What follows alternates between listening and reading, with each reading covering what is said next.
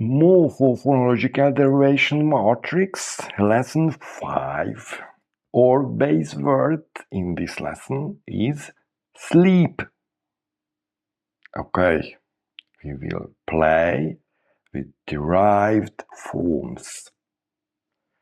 Our first derived form is this word, sleep. I'd like to sleep because I am so tired. And I can sleep. I'm a good sleeper. Maybe I woke up because I'm not sleeping at this moment. Yesterday I oversleep because I slept a lot of times. If I will be tried again,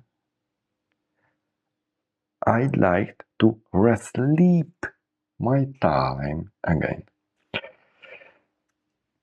When you think your examples are not the best and you use bad grammars and everything or anything until you generate these examples, this is not the best method. How to think about yourself. What you can generate into your improvisation, this is absolutely enough, and this is perfect to practice this language. And now go to the next lesson, please.